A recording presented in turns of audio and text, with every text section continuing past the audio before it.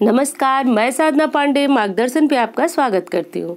आज मैं बात करूंगी कि 21 मार्च से 28 मार्च तक होलाष्टक जो है प्रारंभ हो चुका है। इन दिनों में कौन से कार्य जो है करना चाहिए और कौन सा नहीं करना चाहिए। होलाष्टक पे मैंने एक वीडियो पूर्व में भी डाली थी और जैसे ही वो वीडियो आप लोगों ने देखा तो बहुत सारे आपके प्रश्न आ रहे हैं कि होलाष्टक के दौरान हमें कौन से कार्य करना चाहिए और कौन से कार्य नहीं करना चाहिए।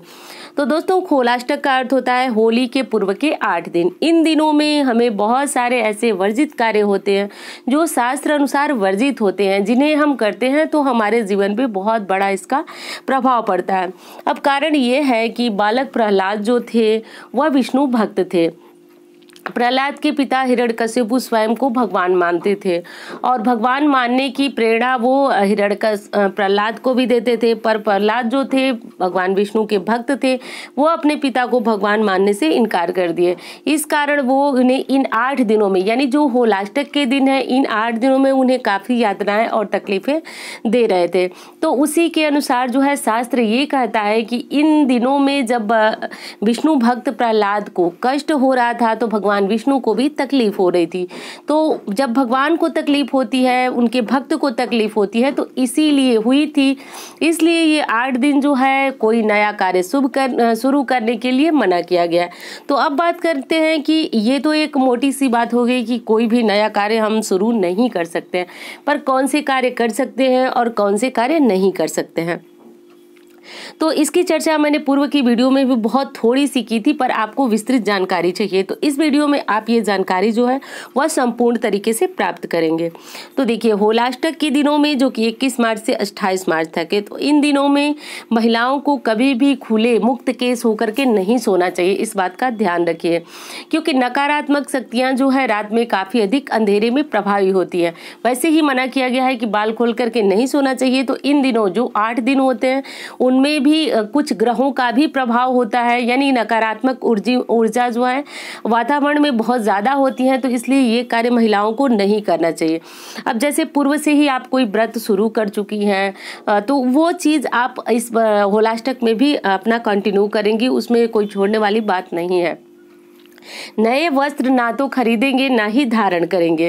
अब बहुत सारे लोग होली पे नया वस्त्र खरीदते हैं और धारण करते हैं, तो अगर आवश्यकता हो तो आप जो है कि इन्हें पहले ही खरीद लें, और नहीं खरीद पाए हैं तो खरीदे जरूर, परंतु आप इन्हें जो है धारण न करें, क्योंकि इन दिनों विशेष मनाही होती है।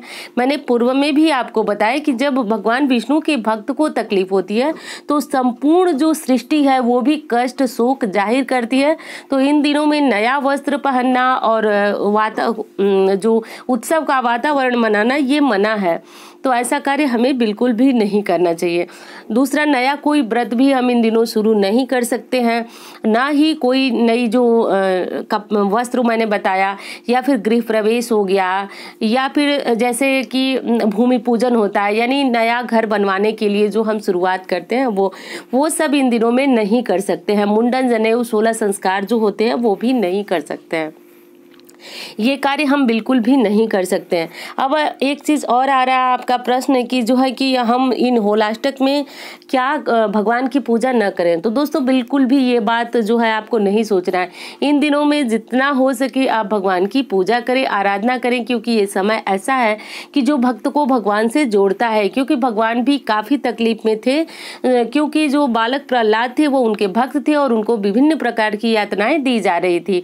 तो अगर आप भी भगवान की कृपा चाहते हैं तो इन होलाष्टक के दिनों में जितना ज्यादा से ज्यादा हो सके आप भगवान की आराधना पूजा करें, मंत्र सुने, मंत्र जपे, यज्ञ हवन जो भी आप कर सकते हैं वो सारे आप कार्य करें। बस हाँ, एक मोटे शब्दों में सुन लीजिए कि आपको उत्सव जैसा कोई कार्य नहीं कराना है, नहीं करना है। तो इन दिनों में बस यही सारी महत्वपूर्ण बातें हैं जो कि आपको ध्यान रखना है।